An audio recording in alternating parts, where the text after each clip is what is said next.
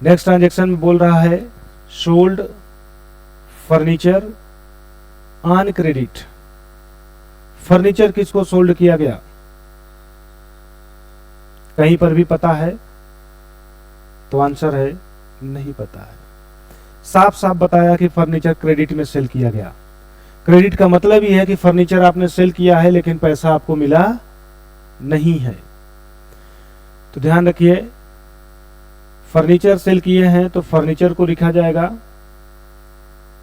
Furniture asset होता है, real account में आता है।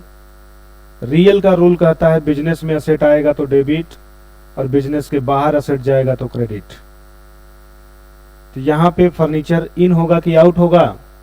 तो खुद से सोचिए, आपने फर्नीचर सेल किया तो फर्नीचर आपके बिजनेस में आएगा नहीं बल्कि आपके बिजनेस से जाएगा, तो मतलब आउट होगा।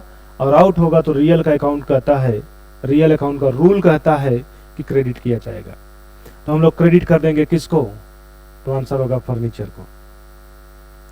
आपने फर्नीचर क्रेडिट में सेल किया है, मतलब जिस भी पर्सन को आपने सेल किया है उस पर्सन का नाम लिखा जाएगा, बट उसका नाम तो यहां पर है ही नहीं। तो क्या लिखें?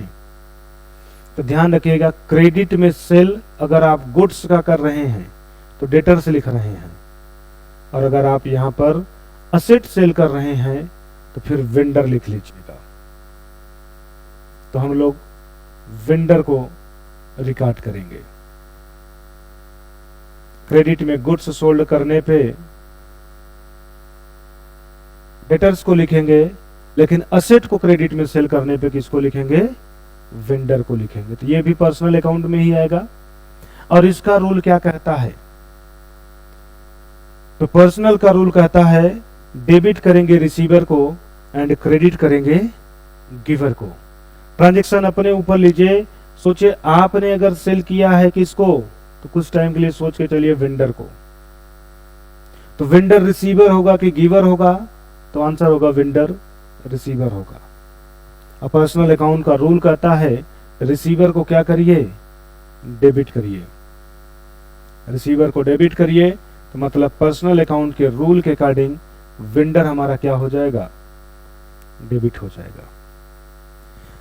तो इस ट्रांजैक्शन में कौन कौन दो अकाउंट डेबिट या क्रेडिट किए जाएंगे इसका पता आपने कर लिया। अब उसी के बेस पे आप क्या करेंगे? एंट्री पास करेंगे। एंट्री में सबसे पहले जो डेबिट हो रहा है उसको रिकॉर्ड करेंगे, उसके बाद फिर क्रेडिट वाले को लिखेंगे। तो डेबिट कौन हो रहा है? तो आंसर होगा वेंडर। क्रेडिट कौन हो रहा है? तो आंसर होगा फर्नीचर। तो एंट्री पास कर देंगे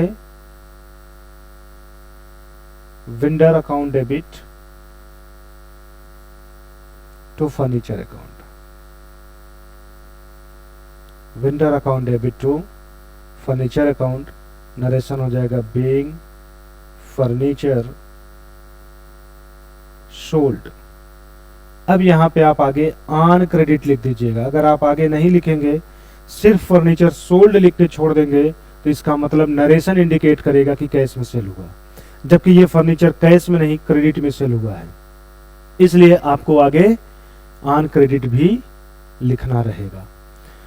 तो फर्नीचर आपने क्रेडिट में सेल कर दिया, यह आपने नरेशन में बता दिया। डेबिट के कॉलम में 1,80,000 एंड क्रेडिट के कॉलम में 1,80,000 लिख देंगे। तो ये ट्रांजैक्शन जर्नल एंट्री पास करते समय कैसे रिकॉर्ड किया जाएगा? कंप्लीट हो जाएगा। तो इसको आप लोग नोट करिए, फिर हम लोग डिस्कस करते हैं नेक्स्ट ट्रांजैक्शन कैसे रिकॉर्ड करेंगे।